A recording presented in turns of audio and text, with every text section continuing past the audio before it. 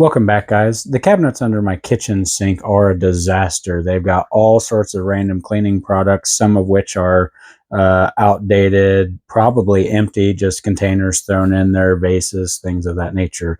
So today we're going to take care of that. We're going to make some custom under the sink drawers to put in that cabinet. So stick around and I'll show you how I do it.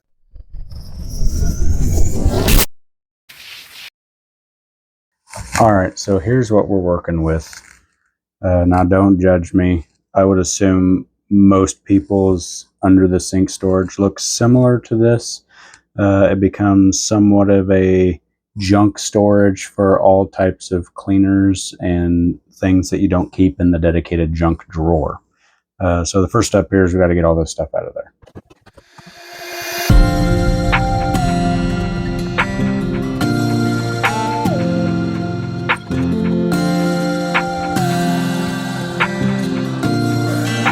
All right, now that all that's out, we can get a look at my wife's pipes, her sink pipes, that is. And I'm just kidding. I do most of the dishes here. What we can see is there doesn't appear to be any water leaks, which is good.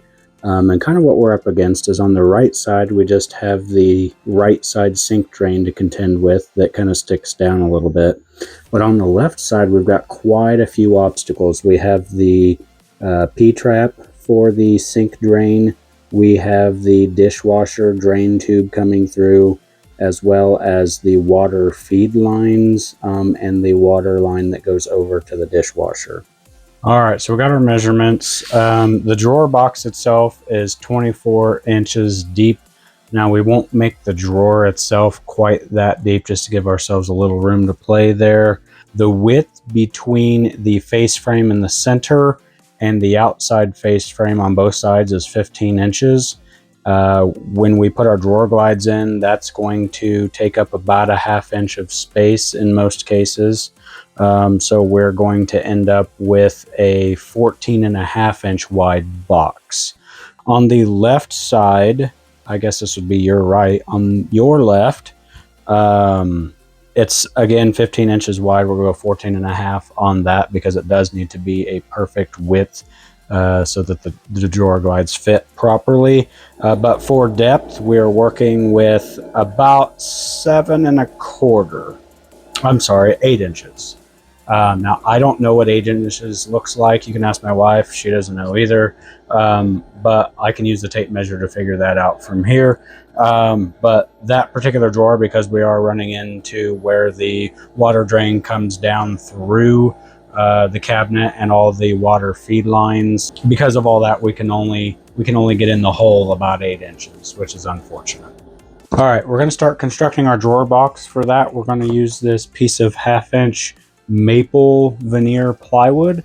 I had this laying around. It's less than 1/4 of a sheet, so you can do all 3 of the sections of drawers we're going to do today on less than 1/4 sheet of plywood.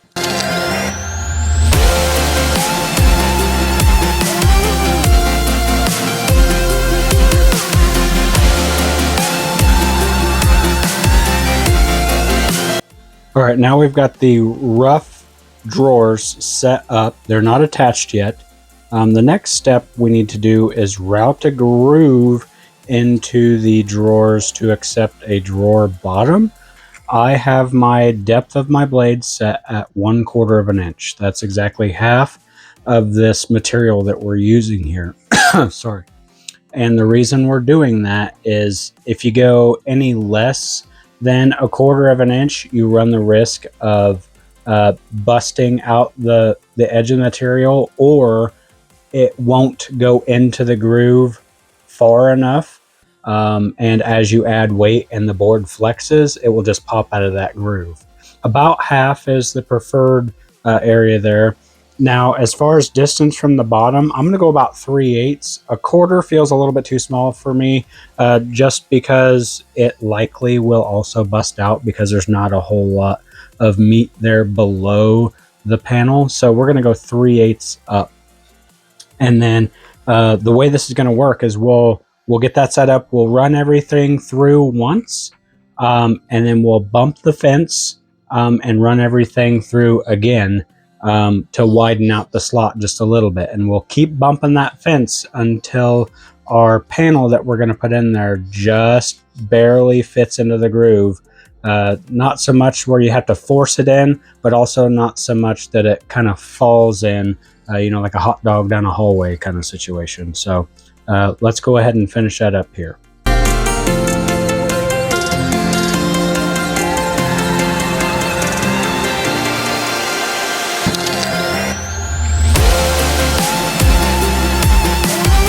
I want the bottoms of these drawers to be easily replaceable.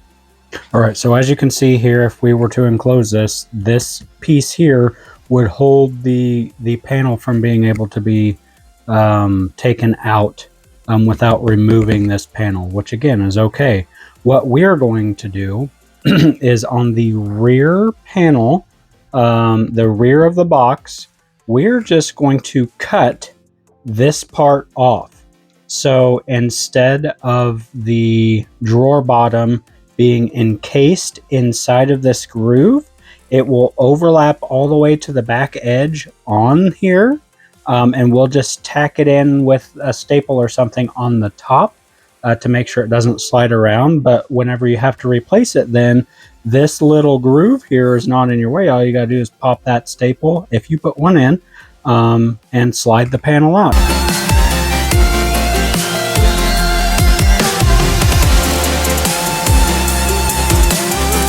We are going to attach these drawer boxes together with pocket hole screws.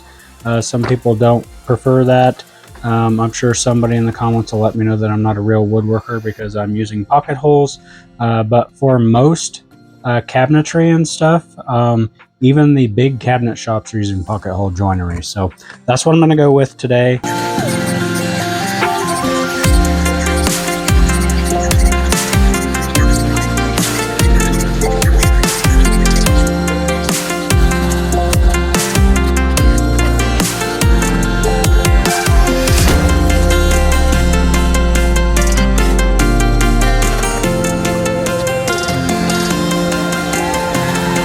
All right, the tricky one's done. That is what you'll see from the front of the drawer after I sand off that writing. But that's the hardest one we have to do. The rest of them, there's plenty of room for the drill.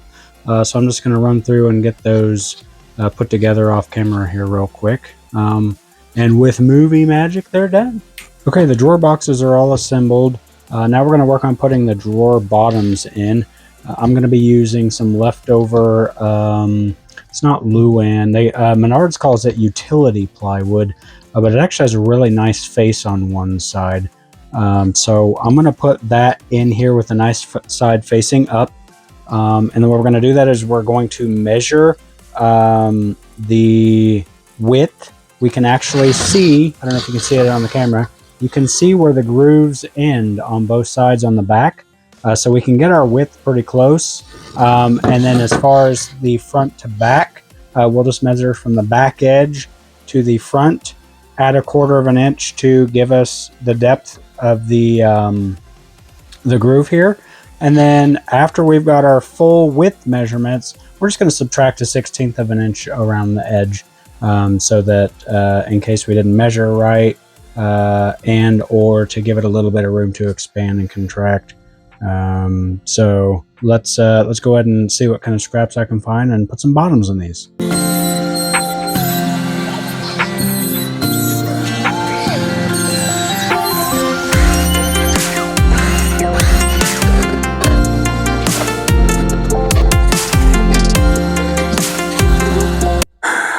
Okay guys, these drawers are kicking my butt. I started this project on a Sunday. I should have been able to complete it no problem. I got the drawer boxes all built up and those went pretty well. I found out that I didn't have any drawer glides. So I ran to the store, got some drawer glides, came back, discovered I bought the wrong size drawer glides, which I could still work with. but I would need to notch out a piece of the back of my cabinet. So I went to do that and found out I didn't have any multi-tool blades, oscillating tool blades. So that's not a big deal. It was nearing the end of the day, so I said, okay, I'll stop at the store tomorrow after work and I'll grab a set. Well, the town where I work is in an area that the hardware store is closed by 5, which is the time I get off of work. So I went over to Walmart and grabbed a pack. Although they're universal, they're not universal for my tool. So I get them home Monday and they don't work. Tuesday I had plans to help my dad, so I was out there, but I did pick up some new multi-tool blades that day. By the time I got home Tuesday, there wasn't enough time to get into anything. So now we're at Wednesday now, and I got my multi-tool blade. I was able to notch those pieces out. I got my drawer glides installed in the cabinet box, but it turns out I cut all the widths on my 2 bottom drawers a 1/2 inch too big. So none of my drawers fit. Now this is my own mistake. This is something I didn't pay enough attention on. I made a math error somewhere where I knew I needed a 1/2 inch for both sides and didn't bring that together to subtract a full inch off the width. I don't know. But now I've got to redo half of both of these boxes. So I'm going to pause on this project. Somebody wise once told me there's power in the pause, and that's what I'm doing. I'm pausing right now, taking a breather. We're going to shift to something else, reset, and then we'll come back strong with this, remeasure everything, I guess, again. Make sure I cut my new pieces the correct width and recut my drawer bottoms. And then we'll be hopefully off to the races again.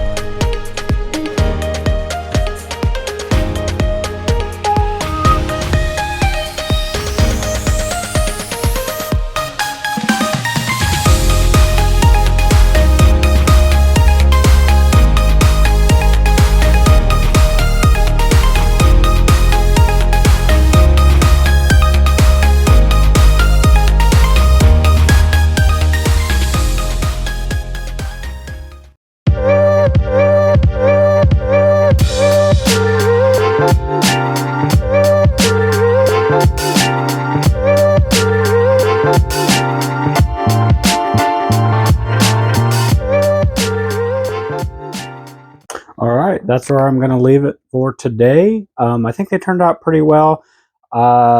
Through some reflection on how that turned out, I learned a couple things that I'll probably change. First of all, the left side, since it's so shallow, doesn't necessarily make sense to even put a drawer there because everything's right at the front anyways. So one of two things is going to happen with that. Either I'm going to swap out the drawer glide for one that's more appropriately sized, or I may turn that into just a storage box there to kind of keep everything contained so things can't overflow into the back.